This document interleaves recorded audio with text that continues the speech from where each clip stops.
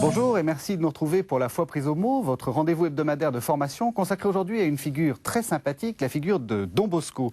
Saint Jean Bosco, né en 1815 et mort en 1888, est en effet un personnage très populaire pour s'être dévoué à l'éducation des jeunes des milieux défavorisés. Et sa vie, mise en bande dessinée par J.G. juste après la guerre, est toujours dans les mémoires.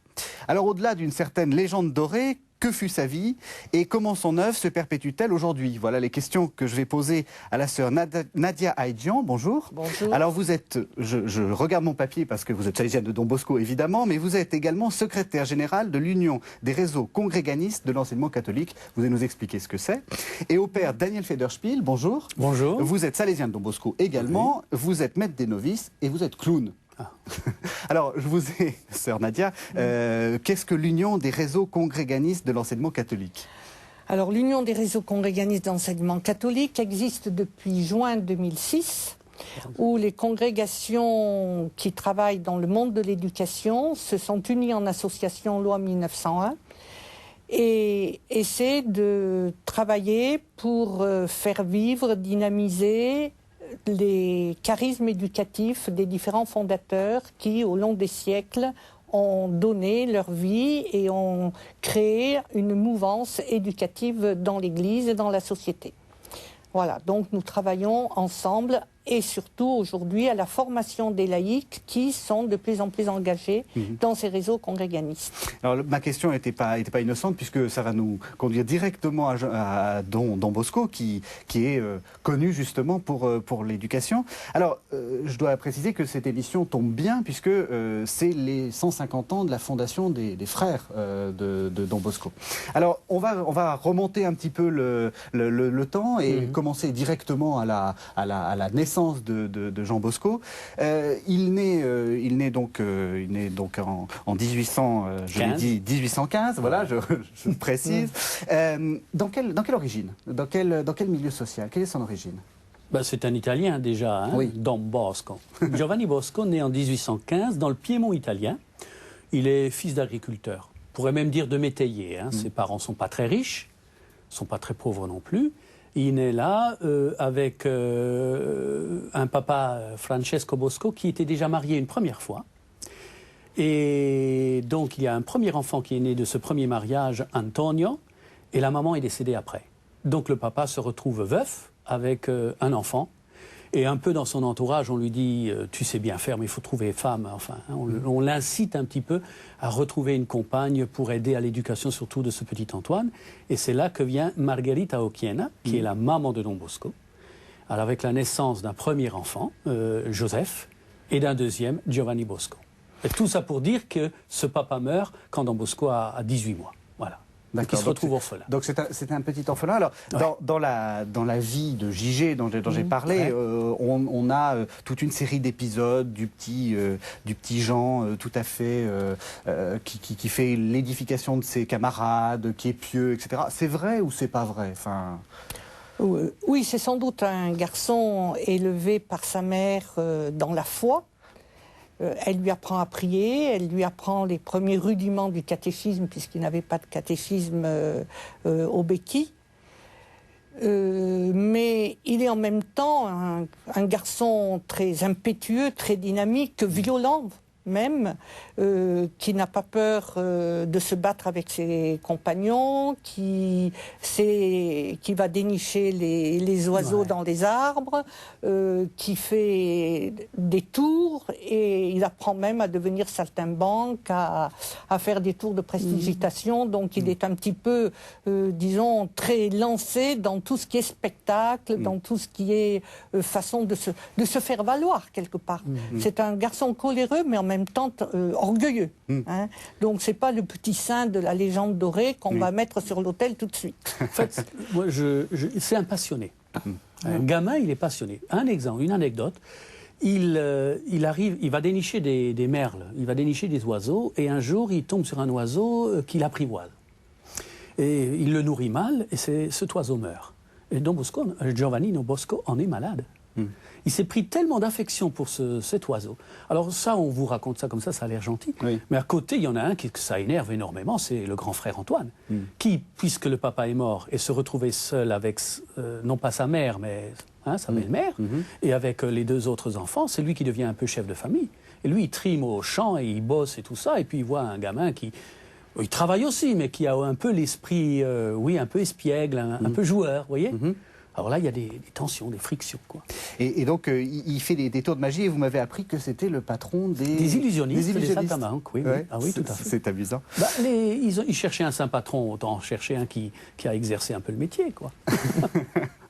Alors, il a quand même la vocation. Enfin, on sent que là, je reprends toujours cette légende dorée de Gigé. Donc, c'est une bande dessinée qui date de la fin de la Seconde Guerre, hein, où on sent qu'il est habité par la foi. Ça aussi, ça c'est vrai. Ça, oui. Là, il y a quelque chose de. Il est très très marqué par sa mère qui va donc l'élever, et en même temps c'est un garçon de prière. Quand il gardait les vaches dans les prés, il priait. Et déjà une dévotion assez particulière à Marie. Hein, et ce qui va un peu marquer, disons, cette enfance, c'est le fameux songe des 9 ans, où il se retrouve, il rêve une nuit qu'il est au milieu de bêtes féroces, qui tout d'un coup, il en a peur, et apparaît une belle et grande dame qui lui dit regarde ce qui va arriver, et il voit tout d'un coup ces bêtes féroces se transformer en agneaux. Puis tout d'un coup, il se trouve au milieu de garçons bagarreurs, et lui, voyant toutes ces bagarres, il y va à coups de poing, et il commence à se bagarrer avec eux, et elle lui dit non, pas par les coups, mais par la douceur. Et elle lui dit, mais qui êtes-vous pour me parler ainsi? Je suis celle que ta mère apprend à prier 3 fois par jour. Et apparaît à ce moment-là donc un personnage, il semble être le Christ, quoi, et il lui dit, mais n'aie pas peur, c'est ta mission, ce que tu vois ici, ces garçons tapageurs se transformer en garçons calmes et qui t'écoutent aujourd'hui, eh bien, plus tard, tu feras cela. Mais comment pourrais-je faire cela? Moi, je ne peux pas. Et il lui dit, je te donnerai une maîtresse qui t'inspirera, qui t'aidera. Et il voit à ce moment-là Marie l'aider. Et ce songe des 9 ans, qui le lendemain matin, il va raconter ça à la grand-mère, à la mère, etc. Chacun va aller de son petit refrain. Antoine va lui dire, tu vas être chef de brigand. La mère lui dira, peut-être que tu seras un jour prêtre. Et la grand-mère dit, il ne faut pas accorder beaucoup de crédit aux rêves. Mais ce songe des 9 ans va être un peu le fil conducteur de la vie de Don Bosco. De voir ces gamins, bagarreurs, insulteurs, etc., se transformer en gamins qui vont l'écouter, et il va être le chef de file de ces gamins. Mais donc, par la douceur. Et donc il rentre naturellement au séminaire. Pas naturellement. Oui, naturellement, ce serait trop facile. Parce que, je dis, le milieu de vie qui est quand même milieu d'agriculteur, ce qui est, en des périodes quand même difficiles, ce qui compte, c'est manger. Or, c'est un garçon, et il a l'âge de travailler dans les champs. Donc, penser à être prêtre, j'allais dire, c'est un luxe. Hein. C'est beau, mais c'est pas réaliste. Financièrement, c'est pas réaliste. Ensuite, il fallait savoir le latin, et Jean Bosco, c'est pas au milieu des arbres, sous les pommiers ou dans les champs qu'on apprend le latin. Pourtant, il dit, j'aimerais bien être prêtre. Vous voyez, ça. Alors, naturellement, il va falloir le travailler. C'est-à-dire, il va dire à sa mère, moi, j'aimerais être prêtre. Sa mère, bien sûr, ne peut pas être contre, mais il y a l'environnement, et notamment ce frère Antoine. Et à l'âge de 13 ans, ça explose. La maman dit à Jean Bosco un jour de février à Don Bosco qui a 13 ans, tu prends tes clics et tes claques, et pour la paix dans la maison, tu t'en vas. Et il se retrouve donc pendant 2 ans comme garçon vacher, garçon de ferme, chez des voisins. Et alors l'idée d'être prêtre, vous voyez, c'est complètement perdu à ce moment-là. Et c'est parce qu'il y a un oncle qui est de passage chez la mère, qui dit, alors le petit Jean, il est où, comment ça va? Il travaille chez les Molia. Et il dit, mais je vais aller lui rendre visite. Es-tu heureux, mon petit Jean? Il dit, non, tu sais bien que je voudrais être prêtre, et c'est pas en étant vaché ici. Et c'est là que cet oncle lui dit, mais rentre à la maison, je te rejoins. Et il craint de rentrer à la maison, parce qu'il se dit, je vais retrouver cet environnement où être prêtre, c'est un luxe, c'est une idée très loin. Vous voyez, ça, je tiens à le marquer, parce que sinon c'est trop facile.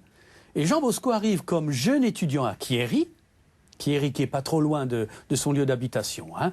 Disons une vingtaine, comme ça, à vue de nez, une vingtaine de kilomètres. Mais il arrive à Chieri pour la première fois à l'école. Bon, il a appris un peu de latin grâce à un curé qui l'a aidé. Mais il se retrouve, pour les Français, hein, pour parler français, il se retrouve à l'âge de 15-16 ans en classe de 6e. Ah, je ne sais pas si vous voyez des petits 6e de 10-11 ans voir venir ce grand dadais. Alors il y a un professeur qui dit soit c'est un âne, soit c'est quelqu'un d'intelligent. Et Jean Bosco, ça le... Alors il dit mais vous verrez bien. Et 2 mois après, dans la même année, il se retrouve en classe de 5e. 2 mois après, le prêtre qui était, parce que c'était souvent des prêtres qui faisaient classe, le prêtre lui dit, mais il a les capacités, il se retrouve en 4e, et il termine la même année en classe de 3e. Donc vous voyez que quand on dit qu'il voulait être prêtre, c'est vrai qu'il voulait, il mangeait des livres. Hein. Mais voilà, il se bat. Mais après, bien sûr, ce que vous disiez du séminaire, après il est rentré au séminaire. Il est rentré au Voilà, séminaire. effectivement. Et il est ordonné donc en 1841. Ouais. Alors c'est là où les choses se jouent en fait, parce que c'est l'époque où racontez-nous un peu dans quel contexte on est justement à Turin dans ces années-là. 1840, c'est un contexte très mouvementé, hein, dont le Piémont après les guerres napoléoniennes, Victor Emmanuel II, Charles Albert puis Victor Emmanuel II qui prennent le pouvoir, et il y a tout un mouvement qui va se créer de ce qu'on appelle le Risorgimento, donc la renaissance, le renouveau, et toute une montée de l'unité italienne. Et donc c'est une période où les esprits s'échauffent, qui est pour le roi, qui est contre la République. Les États pontificaux à ce moment-là, avec le pape, veulent garder aussi leur pouvoir, et le pape veut garder aussi ses États pontificaux. Et il y a toute cette guerre entre le roi, le pape. Ils vont avoir l'exil à Gaète du pape, etc. Donc c'est une période très chaude. Et très passionnée et passionnante.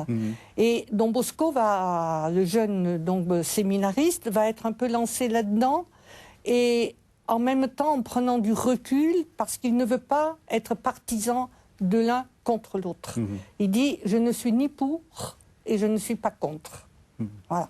Donc il va vivre ses années de séminaire et ses premières années de jeune prêtre dans cette atmosphère assez marquée par l'histoire. C'est également le début de la révolution industrielle. Donc c'est pas encore la Fiat à Turin, mais tout comme. Mais tout comme, c'est-à-dire que c'est une sorte d'industrialisation forcée, et il y a énormément de laissés pour compte. Et c'est là où il va rencontrer donc, dans les rues de Turin des gamins descendants des collines et des montagnes qui viennent chercher du travail dans la nouvelle ville industrielle et qui se trouvent à la rue, qui se trouvent abandonnés, qui chapardent pour pouvoir vivre et se retrouvent en prison. Et son ami Don Cafasso va à ce moment-là l'amener visiter les prisons. Et ça, c'est le choc. Voir des gosses de 14 ans, 15 ans, 12 ans enfermés dans des conditions pitoyables, dans une promiscuité qui fait peur, Don Bosco dit non. On peut plus continuer comme ça. Alors qu'on lui propose un très beau poste chez la marquise de Barolo, auprès d'orphelines riches, etc., il va renoncer à ce poste de précepteur. Il va dire « je veux m'occuper des garçons pauvres ». Et le choc le plus grand, c'est quand il voit des gamins qu'on pend au gibet sur la place du Rondo. Il va même tomber dans les pommes. Ouais. Il tombe dans les pommes. Ouais. Don Cafasso, là, tu as signé. Don Cafasso, c'est un jeune prêtre à Turin qui est au convitto ecclesiastico, si vous voulez, un poste séminaire. Ouais. Il est ordonné prêtre, et il y a d'autres qui sont ordonnés prêtres, et donc Cafasso a cette idée géniale de regrouper ces jeunes prêtres pour leur apprendre le métier sur le terrain. Donc ils vont visiter les mansardes, un peu dans les rues, les prisons, etc. Et Jean Bosco fait partie de cette petite équipe.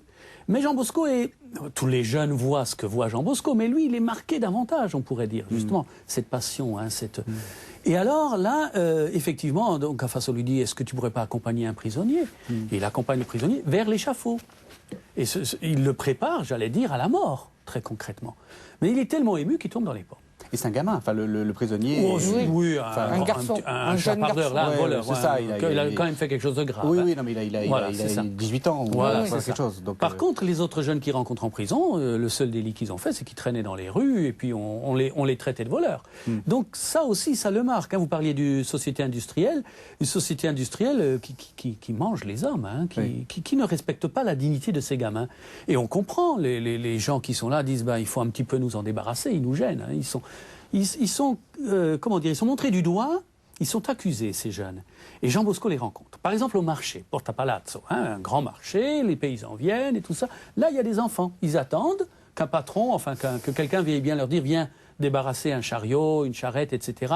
Moyennant quoi on lui donne une pièce ou quelques pommes à manger. Et Jean Bosco se pointe sur ce truc, en soutane, à l'époque. Et les gamins, qu'est-ce que c'est que ce curé? Vous voyez comment ça... Ils ne tombent pas dans les bras en disant Don Bosco, ils ne le connaissent pas. Qu'est-ce que c'est que ce prêtre? Certains même le critiquent de loin, font des bruits pour se moquer de lui. Et lui s'en approche. Et bien sûr, il voit que le contact, des fois, est difficile. Mais après, il va voir quelques gens qui vendent des pommes ou quoi. Il dit, c'est combien ces pommes? Eh bien, vous allez les porter à ces jeunes, je paye. Et vous leur direz, c'est Don Bosco. Il prend tous les moyens pour se faire connaître. Hein, il manque pas de... Parce qu'il est meurtri par cette jeunesse qui souffre et qui ne sait pas sur qui et auprès de qui se plaindre de cette souffrance.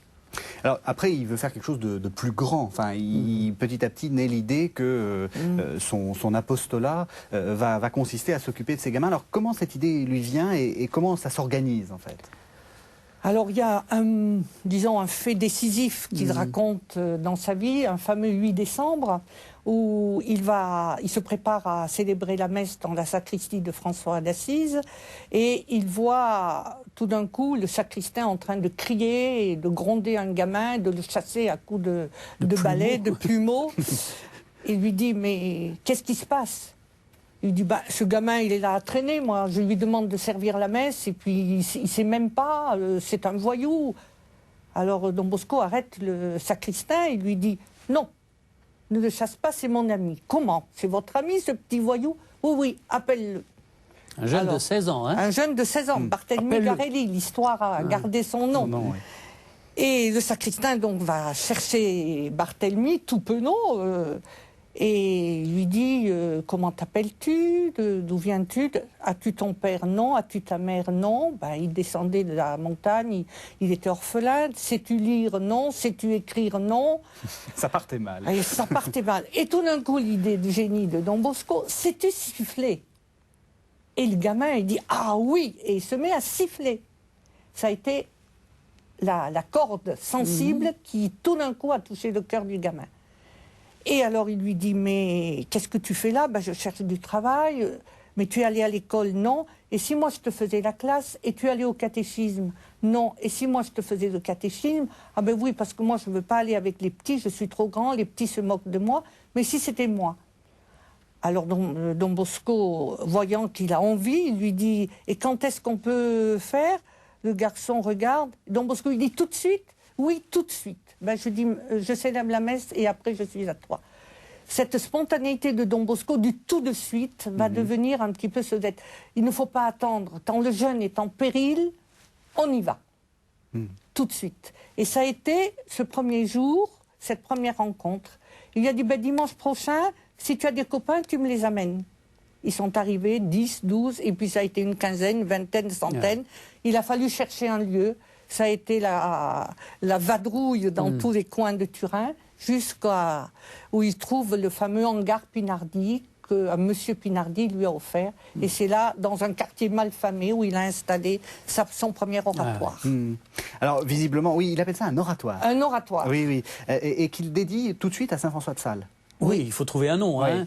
Il y avait d'autres oratoires, hein. Donc c'est pas lui qui l'a inventé. Mais un peu à l'image de ce qui existait dans les paroisses de Turin où on rassemblait des jeunes dans les oratoires, sauf que lui, il rassemble des gamins qui ne sont pas dans les paroisses, qui sont dans la rue.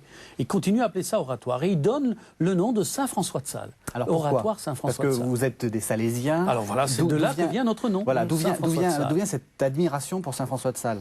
Alors rappelez-nous brièvement qui est Saint-François de Sales. Oui, alors déjà c'est l'évêque de Genève, hein, donc c'est pas contemporain de Jean Bosco. Hein. Oui. Et François de Sales, je dirais, Don Bosco le connaissait déjà au séminaire. François de Sales, c'est la France, la Savoie, mais aussi le Piémont. Donc le nom ne lui était pas inconnu. J'allais dire la dévotion de ce saint, hein, et qui était réputé pour sa douceur, sa patience. Et puis aussi son zèle. Hein. Jean-François de Sales était interdit de présence, hein, dans son diocèse par, à l'époque, la dimension des Vaudois. Hein, oui. mais avec beaucoup de respect, avec beaucoup de patience. François de Sales va à la rencontre de ces gens chrétiens pour essayer de se faire connaître comme leur prêtre d'abord, oui, puis ensuite comme leur évêque. Oui, et il est connu pour ses prêches enflammées contre les protestants. Contre... Patience quand même. Patience, hein. Oui, patience. Parce que vous voyez, par exemple, ses ennemis, on pourrait dire, de l'époque, le reconnaissent parce que c'est quelqu'un de juste. C'est quelqu'un avec qui on peut batailler parce qu'il vous respecte. Et ça, je crois que pour nous, enfin je ne sais pas si du temps de Jean Bosco, mais aujourd'hui pour nous, on est fiers de cet héritage. C'est-à-dire, Jean Bosco nous donne comme modèle François de Sales, d'abord par son zèle, puis alors sa patience en éducation, c'est vraiment la règle de base, et la patience, ça ne se mange pas comme ça, hein, ça s'apprend. Et puis alors son zèle, c'est-à-dire ce que je n'obtiens pas maintenant, je l'obtiendrai plus tard ou par un autre chemin. Mais la constance et le zèle apostolique. Et alors, pour Jean Bosco, ce François de Sales, eh ben, j'allais dire, ça fait tilt. Parce que, comme vient de dire Sœur Nadia, il a été chassé de différents endroits avec son premier oratoire itinérant. Bon, ça a bien l'air joli comme ça, on dit 400 jeunes qui suivent Don Bosco. Mais quand il arrive à un endroit, sur un terrain ou quoi, les gens se plaignent. Qu'est-ce que c'est que ces voyous, avec 3 ou 4 prêtres qui l'aident un peu, mais le bruit, ils cassent tout, ou bien un terrain de jeu, ne serait-ce qu'une prairie, 400 gamins, même très gentils, qui marchent là-dedans, ça écrase l'herbe, et c'est inutilisable. Donc il est chassé plusieurs fois, et à en pleurer. Et Jean Bosco se dit, mais, il est à l'abandon, et il se dit, qu'est-ce que je vais faire? Et c'est là que vient ce monsieur Pinardi, qui lui offre un hangar avec un pré attenant. Et lui, il se dit, bah, c'est cette constance, et ceux qui viennent avec moi, dorénavant, ce sera l'oratoire François de Sales. Mais ce n'est pas encore la congrégation, mais c'est l'oratoire. C'est l'oratoire. Voilà. Alors, on voit assez vite que ça prend de l'ampleur, hein, parce qu'il commence par faire des cours du soir, après il y a des apprentis, il les emmène même en vacances. Alors ça, c'est d'une modernité c'est les premières colonies. C'est les premières colonies de vacances. Et après, il leur fait des lectures catholiques, une bibliothèque catholique, etc. Ah oui, parce qu'il écrit. Oui. Alors, quels sont les grands principes, justement, de Don Bosco, et qu'est-ce que vous avez, vous, gardé de ces grands principes d'éducation? C'est quoi sa méthode? Sa méthode, il va commencer à appeler sa méthode la méthode plus tard. Il l'appellera préventive. Préventive, justement, en opposition à la méthode éducative de l'époque, qui était la méthode répressive. Donc, en amont, avant que le gamin, avant que le jeune soit dans une situation, disons, irréversible, il faut l'éduquer. Et ces principes, il y a 3 piliers, ce qu'on appelle dans la pédagogie salésienne les 3 piliers. L'affection, avec le mot italien qui est intraduisible en français, amore volenza, une bonté affectueuse, vouloir de l'amour quelque part, le bon italien. Bienveillance. La raison, affection et raison vont s'équilibrer. Oui, on rigole pas pour autant. Voilà. Il faut s'appuyer sur l'intelligence, la compréhension, etc. Et puis, la religion. On dirait aujourd'hui la recherche de sens de sa vie. Donner aux jeunes la possibilité d'accepter de recevoir la vie comme un cadeau et de trouver un sens à cette vie. Et jusqu'à la proclamation de l'évangile, de l'annonce de l'évangile comme chemin de bonheur. Dans une atmosphère d'esprit de famille, puisque ces gamins n'avaient pas de famille, il fallait recréer dans l'oratoire cette ambiance de famille. Donc, tout basé sur la confiance. Je te fais confiance et tu me fais confiance. Mais cette confiance, elle est promue par l'affection. Sans affection, pas de confiance, dit Don Bosco. Sans confiance, pas d'éducation. Et dans ce mouvement de confiance, de vie de famille, eh bien, c'est une atmosphère de joie, de fête. La joie, la fête est un des piliers importants de la vie salésienne. Il n'y a pas de maison salésienne sans fête. Pourquoi la fête? Parce que le jeune est lui-même. D'abord, il sort de ses problèmes, il se donne tel qu'il est, il est lui-même. Et un des lieux importants chez Don Bosco, c'est la cour de récréation. Mais cette cour de récréation est le lieu où le gamin n'a pas de contraintes. Donc il va pouvoir aller à la rencontre de ses copains, il va pouvoir jouer, et Don Bosco va demander à tous ses éducateurs d'être présents sur la cour de récréation, quel que soit l'âge de ses éducateurs, parce que c'est là où on peut rencontrer le gamin, lui dire un petit mot à l'oreille, l'écouter, se mettre à sa disposition et en même temps à son écoute. Alors, ces principes, disons, Vous avez vous-même dirigé des établissements scolaires. Oui. C'est comme ça, encore ? Je crois. Je ne dis pas qu'on est tous, disons, on n'applique pas parfaitement l'idéal de la pédagogie salésienne, mais aujourd'hui, les chefs d'établissement continuent à se baser sur ces principes. D'ailleurs, Don Bosco n'a pas écrit de grands traités pédagogiques. Il n'a pratiquement pas écrit. Il a écrit quelques pages sur ce qu'il appelle le système préventif, et qui est aujourd'hui la règle d'or de nos établissements. Alors vous j'ai dit, vous êtes maître des novices et vous êtes clown. Je trouve que ça résume parfaitement ça résume parfaitement ce qui vient d'être dit. Oui, c'est pas incompatible. Non, pas du tout. Absolument pas. Alors, vous voyez, il y a aussi, je veux dire, présenter comme ça, cette pédagogie paraît assez simple. Il y a d'abord un premier principe qui découle, enfin je veux dire, mais qui est la base, c'est vivre avec. Le salésien, la salésienne, qu'il soit religieux ou religieuse ou laïque, enfin je veux dire, l'éducateur de Don Bosco vit avec les jeunes. Pourquoi ? Pour le connaître. Pour le connaître. Nous n'avons pas une idée préconçue de ce que c'est qu'un jeune. Pour le connaître, le mettre bien à l'aise. Et ça c'est viscéral chez Jean Bosco. Je suis prêtre, d'accord. De son temps déjà, on les voyait un peu de haut, les prêtres. Mais lui, non. Quand je serai prêtre, dit-il jeune, je ne serai pas comme eux. J'irai vers les jeunes. Donc vivre avec eux, pour mieux les connaître. Et une fois que je les connais, les mettre bien à l'aise. Et là vient le principe de la joie. C'est pas une joie qu'on ajoute parce qu'on joue ensemble, c'est une joie où j'écoute l'autre dans ses blessures, où je prends fait et cause pour ce qu'il est, et de là, je fais un véritable travail pour lui porter du bonheur. Et ça, oui, effectivement. Alors ça, je dirais, c'est encore vrai aujourd'hui, non seulement c'est vrai, mais ça se travaille pour demain. Là-dessus, la pédagogie salésienne, elle est très moderne. De ce côté-là, elle est très moderne. On n'a pas besoin de la toiletter beaucoup. Et alors la prévention, qu'est-ce que ça veut dire ? Jean Bosco faisait le constat, quand je vis avec eux, ils font moins de bêtises. C'est ça le préventif. Je suis avec eux, ils font moins de bêtises, parce qu'ils me connaissent.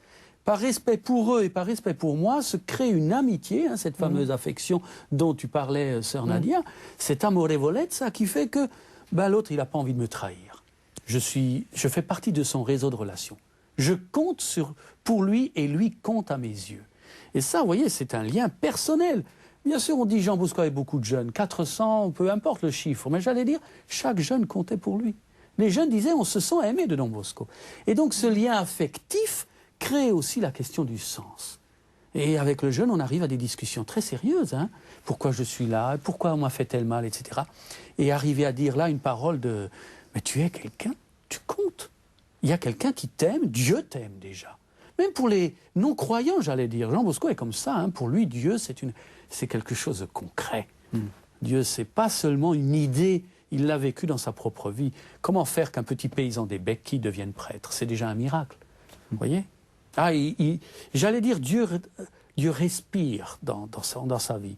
Alors, le maître des novices, il fait que ça. Il reçoit des jeunes qui disent « j'aimerais devenir religieux » ou « je cherche un sens à ma vie dans la vie religieuse ». Eh bien, le maître des novices, il ne fait pas le religieux. Mais il permet à l'Esprit Saint de travailler le religieux qui peut sommeiller en chacun. Et c'est important qu'il soit clown. Je ne pense pas que... ce serait important que des religieux deviennent clowns, mais que le maître des novices soit clown, ce n'est pas gênant. Vous voyez, c'est compatible, comme vous disiez. C'est un travail de fond. Là. Alors, le temps passe, donc il faut qu'on continue dans la vie de Don Bosco. Alors, après cette œuvre d'éducation, il va falloir qu'il organise un peu son apostolat, son intuition. Surtout qu'on est dans une époque extrêmement difficile, puisque en 1855, le roi prend une loi qui s'appelle la loi des couvents, qui est en fait une loi de spoliation de l'Église. Oui, en fait, c'est Ratazzi. Ratazzi qui est ministre de l'Intérieur, avec Cavour Premier ministre. Oui, on connaît Cavour. Vous connaissez Cavour, Ratazzi est moins connu, pourtant c'est lui. Cavour, donc maître de l'unité italienne. Mais Ratazzi va être celui qui va promulguer cette loi en 1800, chassant toutes les congrégations d'Italie. Oui. Hein, et ça a été un moment très dur. Oui, à côté de 1901, enfin 1905, la loi de séparation de l'Église et de l'État, oui, c'était rien. C'était pas pire. C'était pas pire. C'était pas pire. Mais ce qui est extraordinaire, c'est que ce fameux Ratazzi va se lier d'amitié avec Jean Bosco. Pourquoi? Parce qu'il voit que Jean Bosco fait du bien socialement. Et un jour, le rencontrant, il lui dit, écoutez, Don Bosco, il va falloir quand même que vous pensiez à la suite. C'est bien beau votre oratoire, mais demain, quand vous ne serez plus là, qui va continuer ce travail auprès des jeunes?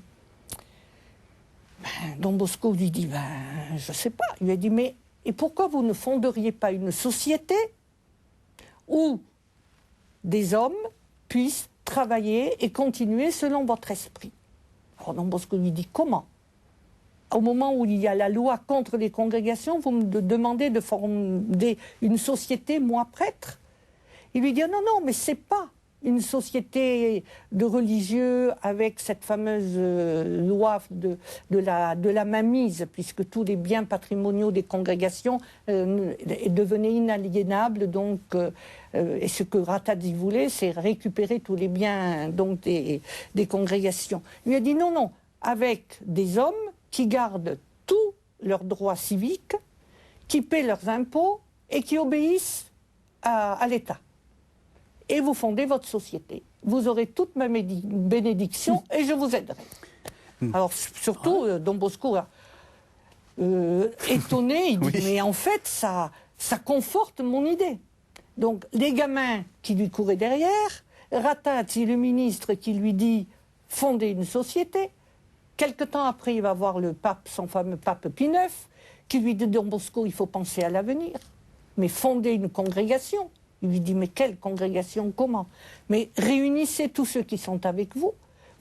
Je vous soutiens et fondez des religieux qui, par des vœux, s'attachent donc à votre projet éducatif et à l'Église et sont capables donc de continuer votre œuvre. En fait, si vous voulez, l'œuvre de Don Bosco est sur disons trois pivots, mais qui est le même pivot. C'est-à-dire l'éducatif avec des jeunes de la rue, qui appellent et qui ont besoin de lui, le social demandé par le ministre Ratazzi, et l'ecclésial, service d'église, demandé par le pape. Ah oui. Et c'est au confluent de ces trois appels que Don Bosco va lancer son œuvre, alors avec toutes les péripéties que cela va entraîner, parce qu'il va avoir des ennemis flagrants, les Vaudois vont être les premiers à vouloir l'éliminer, 17 attentats, enfin, c'est un peu rocambolesque. Oui. Hein, alors on n'aura pas tout le temps de tout raconter. Mais quand même, j'aimerais que vous parliez, surtout que vous qui êtes une salésienne, j'aimerais que vous parliez aussi de la figure féminine qui est à côté de Don Bosco, qui s'appelle Marie-Dominique Mazzarel. Oui. Alors, aussi étrange que ça puisse paraître, Don Bosco n'a jamais voulu s'occuper des filles. C'était un peu inné en lui. On dit qu'il était misogyne, je ne crois pas, parce qu'il était entouré de beaucoup de femmes. Mais il n'a jamais voulu s'occuper des filles. Et à plusieurs reprises, il a eu des songes d'ailleurs, où il a vu des filles lui courir derrière en disant « Et nous, Don Bosco, et nous, Don Bosco ». Et puis, des amis, le pape lui-même lui ont dit « Mais faites pour les filles ce que vous avez fait pour les garçons ». Alors il a cherché. Et il avait un ami qui était prêtre dans un petit village de Mornese, Don Pestarino, qui un jour l'invite. Et au cours de ses promenades d'automne, où il amenait tous ses gamins avec la fanfare et tout ça dans les collines du Montferrat, il s'arrête dans ce fameux village de Mornese, où il rencontre Marie-Dominique, qui était dans un groupe, qui avait formé un groupe de jeunes filles, qui s'occuper des filles abandonnées, puisqu'à l'époque, il n'y avait pas d'école pour les filles. Il y avait des filles qui étaient orphelines, donc conséquence des guerres, etc. Donc, elle avait fondé un petit internat avec un groupe de jeunes filles. Elle n'était pas la seule. Et quand Marie-Dominique a rencontré Don Bosco sur la place de l'église, elle s'est faufilée juste devant. Le lendemain, son ami lui dit « Mais qu'est-ce que tu faisais avec tous ces hommes devant, au premier rang ?» Il a dit « Don Bosco est un saint, je le sens. » quand il a parlé, j'ai senti en moi toute cette expression, toute cette vie que je portais au-dedans de moi-même et que je n'arrivais pas à exprimer. Et tout ce qu'il a dit sur l'éducation des jeunes, c'est ce que je voudrais vivre. Et c'est à partir de ce moment-là, des liens se sont créés entre donc le curé de la paroisse, ce petit groupe de jeunes filles, cette fille qui était une force de la nature à l'époque, travaillant dans les vignes, qui a eu le choléra parce qu'elle est allée soigner ses parents qui avaient le choléra, qui n'avaient plus de force physique et qui avait appris la couture. Et ensuite s'était mis donc à former un petit centre de, disons, un oratoire. Voilà. Et c'est avec cette fille et ce groupe de 7 premières femmes qu'en 1872, le premier groupe des Salésiennes va être fondé et se lancer dans la grande aventure salésienne. Donc 1859, les Salésiens et 1872, les Salésiennes. Alors, qu'est-ce que, enfin, de cette gestation un peu complexe, qu'est-ce qui reste dans votre congrégation? Est-ce que vous êtes comme les autres? Parce que c'est quand même un peu bizarre, cette formation un peu voulue par un anticlérical, bénie par le pape. Ah, mais ce qui est extraordinaire, j'allais dire, c'est que du coup, vous constatez que les Salésiens, quand je dis les Salésiens, on embrasse les Salésiennes. Hein. Oui, merci. Les Salésiens poussent partout. Que ce soit dans d'autres... D'abord, nous sommes dans plus de 128 pays. Vous êtes combien, à peu près? Nous, 15 000. Et nous, à peu près 16 000. D'accord. Voilà. Mais nous sommes dans dans 128 pays du monde au moins. C'est-à-dire, pas dans 128 pays catholiques. On est d'accord. Donc ça pousse même sur d'autres terres religieuses, monde des terres musulmanes, des terres de l'islam, bouddhistes. Ça pousse sur des terres avec des dictatures, des régimes politiques très variés, anticléricaux des fois. Et ça pousse aussi, bien sûr, sur des terres chrétiennes. Donc, ce qui reste, c'est, j'allais dire, cette capacité de ce charisme éducatif, de travailler, quels que soient les responsables politiques et les responsables religieux, pour le bien des jeunes. Et c'est ça qui nous fait autoriser. Notre autorité ne vient pas parce qu'on sait faire quelque chose d'extraordinaire, mais parce que les gens se rendent compte que ce qu'on fait, on le fait bien. On le fait bien. Et là, ils disent, on a besoin de vous. Vous nous aidez. Oui, et donc y compris à reprendre des idées que vous avez pour les laïciser, entre guillemets. Oui, tout à fait. La mission salésienne, c'est pas de faire des niches de Don Bosco dans le monde. Hein. C'est donner aux adultes, aux parents, aux éducateurs, des clés de lecture pour comprendre leur enfant. C'est l'intuition de Jean Bosco, ce qui est génial, c'est qu'il s'est dit, ces jeunes dont plus personne ne pariait quoi que ce soit, parce que certains étaient en prison, comme on l'a dit, eh bien, ces jeunes, il leur donnait confiance. Une anecdote, simplement, je reviens sur l'histoire, mais parce que c'est important. Visitant les prisons de Turin, qui n'a pas encore visité des prisons aujourd'hui, par exemple? Moi, j'ai visité des prisons. Mais lui, il lui vient une idée géniale. Il se dit, ces jeunes prisonniers que je rencontre, je vais leur proposer une journée de sortie, une journée de balade. Donc, il va voir le directeur de prison. Monsieur Don Bosco, mon père, qu'est-ce que vous voulez? Je vous demande l'autorisation d'une journée de promenade pour les jeunes prisonniers. Il dit, vous êtes malade? Vous en ramènerez pas 2. Il dit, oui, voilà, c'est ça que je vous demande. Le directeur de prison dit non, bien sûr, hein. Mais Jean Bosco insiste. Et alors il va voir Ratazzi. Le ministre. Et Ratazzi dit, oh, Don Bosco, on ne peut pas vous refuser ça. Et il n'y croit pas trop. Jean Bosco part une journée en promenade avec 250 prisonniers, accompagné par quelques jeunes abbés de sa congrégation, et il revient le soir, tous les jeunes sont là. Et pourquoi ils sont revenus, ces jeunes? Parce qu'ils ont dit, ça, ce qu'a fait ce curé, bah, si c'est pour lui, moi j'y vais. Et je reviens ce soir. Vous voyez, c'est ça. C'est cette foi qu'a Jean Bosco dans le jeune. Tu es capable de faire quelque chose. Tu as peut-être montré le pire de toi-même, mais tu as encore un jour et maintenant de donner quelque chose de beau. Et actuellement, est-ce que vous avez des expériences à raconter, justement? Qu'est-ce que vous faites? Quelles sont les différentes... Eh bien... C'est un petit peu très large, hein, l'éventail de l'éducation. Ça va des centres de jeunes, d'accueil pour des jeunes en difficulté, à des écoles professionnelles, des écoles primaires, des lycées technologiques, des lycées professionnels, et c'est là où on a tous les jeunes que personne ne veut. Oui, vous n'hésitez pas à rentrer dans les cités. Non. Ah bah non plus, non. Oui, ça c'est sûr. Et bon, d'ailleurs, les dernières entrées là chez nous, les dernières filles sont toutes des éducatrices spécialisées. Donc, eh bien, elles sont présentes, éducatrices de rue, dans les cités, où personne ne va, où même la police n'ose pas aller parfois. Et c'est une approche, justement, comme faisait Don Bosco, des jeunes laissés à traîner dans ces cités. Eh bien, on crée des liens d'amitié, on fait une sortie, on fait une balade, on fait un grand jeu. Et petit à petit, eh bien, il y a tout un courant éducatif et une confiance qui se crée où le gamin se dit « mais je vaux quelque chose puisqu'on s'intéresse à moi ».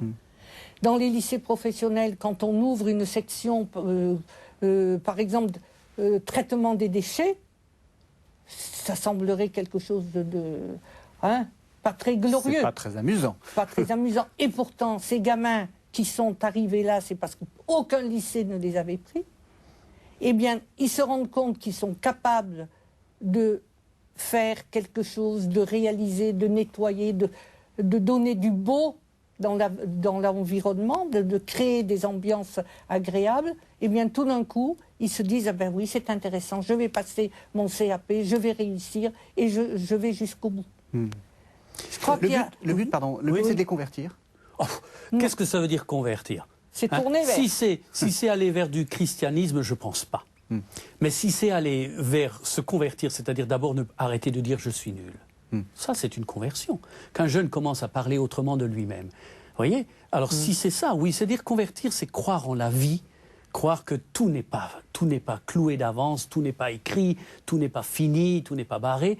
Alors oui, alors bien sûr, nous sommes aussi des chrétiens. Ça, sœur Nadia, père Daniel, on ne peut pas se tromper. Je veux dire, on est vraiment des religieux. Vous avez une petite croix, c'est oui, bon, si ça peut rassurer. Mais c'est vrai que notre première foi, c'est la foi en ces hommes. Mais pourquoi? Mais parce que Dieu, tout simplement, met sa foi dans l'homme. Hein, l'incarnation. Voilà, l'incarnation. Et je voudrais juste reprendre ce que dit sœur Nadia au niveau éducatif, où nous sommes présents. Bon, en France, ces œuvres-là. Dans le monde, c'est encore plus vaste. C'est-à-dire, c'est vraiment au plus près des souffrances des gens. Mais en disant comme ça, on a l'impression que c'est un peu facile. Mais vous voyez un peu, j'allais dire, l'enseignant comme ça, qui se retrouve avec des jeunes qui disent « mais madame, moi, ça... Mais c'est pas la peine, j'y arriverai jamais ». La patience au quotidien. Parce qu'on revient d'accord, c'est la pédagogie de Jean Bosco qu'on utilise. C'est-à-dire la patience qu'ils font, des fois même contre des parents qui n'y croient plus. Et que l'enseignant, l'éducateur soit témoin, parce qu'il vit avec de ces petites réussites, qui commencent un petit peu à effriter ce fameux « tu n'es bon à rien ». Ouais, vous voyez, c'est corrosif ça. Il faut... Et alors là, je voudrais souligner tous ces éducateurs qui ne sont pas forcément religieuses, mais qui sont tous, je crois, habités par cet esprit de Jean Bosco et de Marie-Dominique Mazzarello. Patience, confiance et affection pour ces jeunes. Ça, c'est...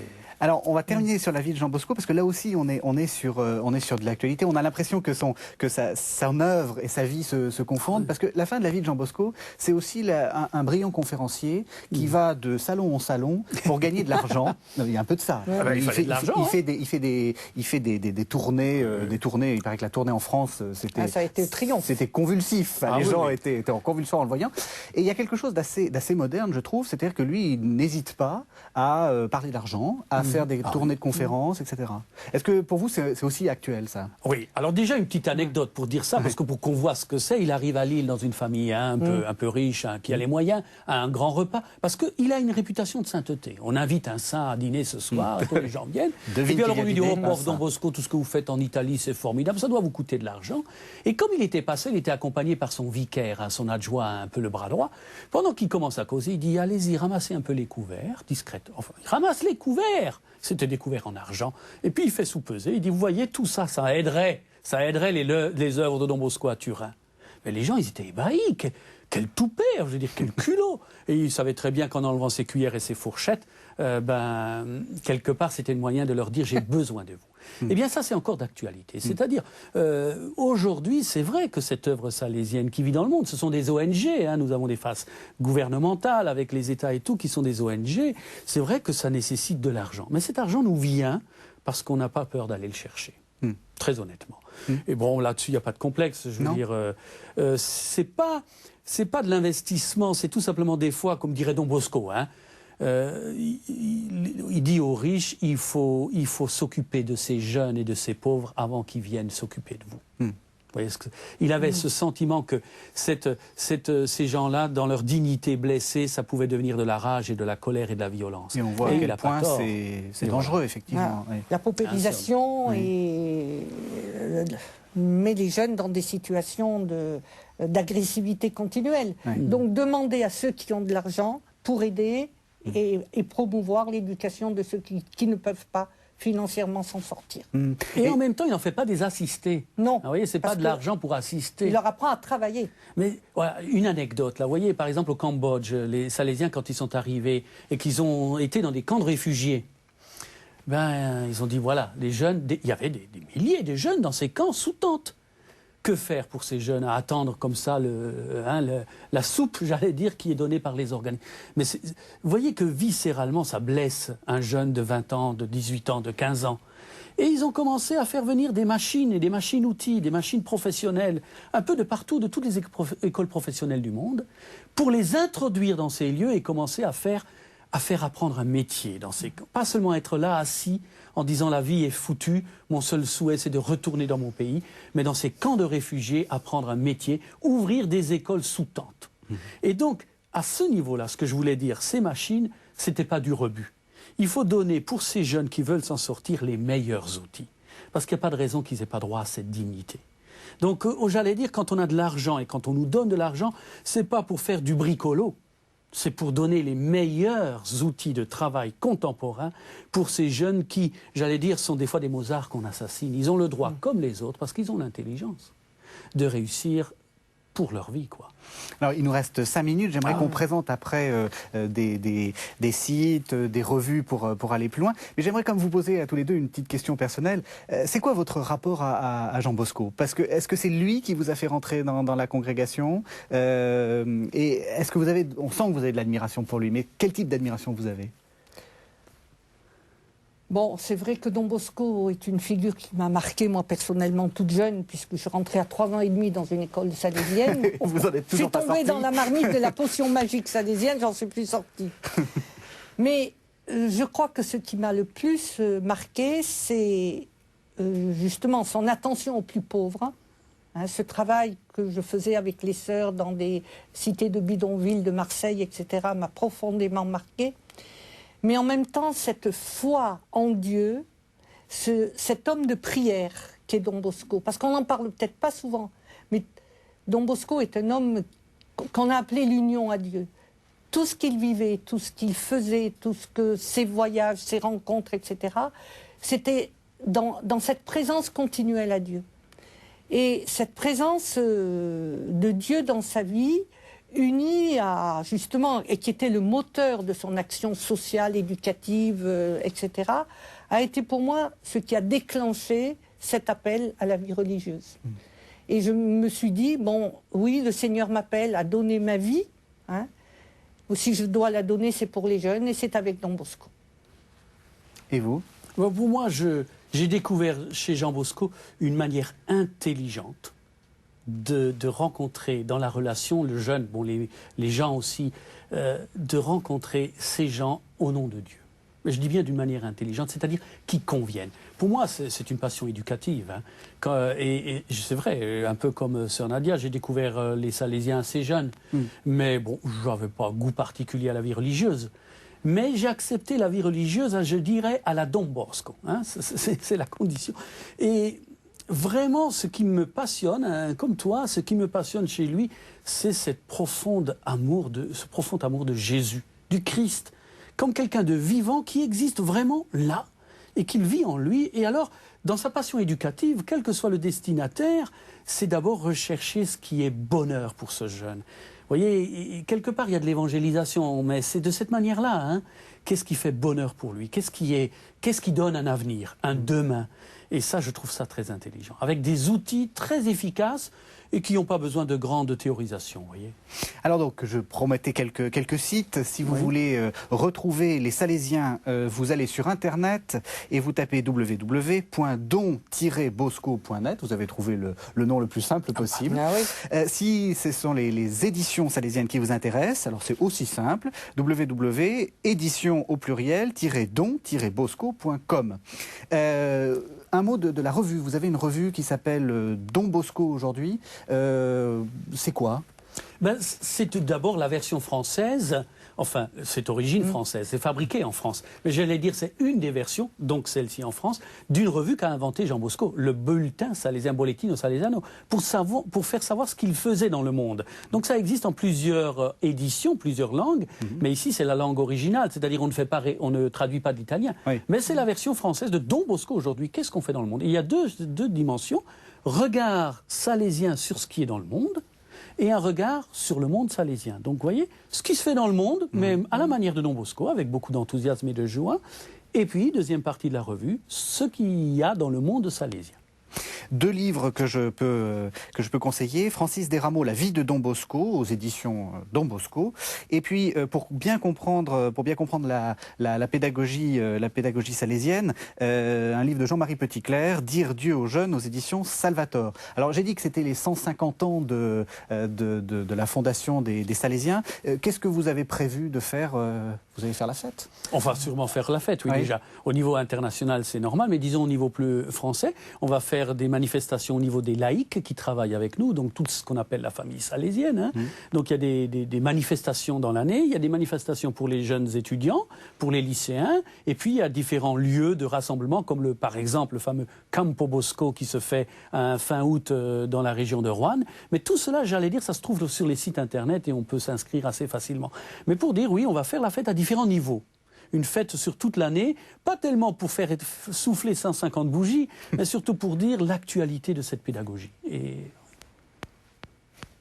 voilà. Très bien. Merci donc à tous les deux. Donc, merci de nous avoir fait découvrir la figure très attachante de Don Bosco. Quant à nous, on se retrouve la semaine prochaine pour un nouveau numéro de La Foi prise au mot. Merci de nous avoir suivis.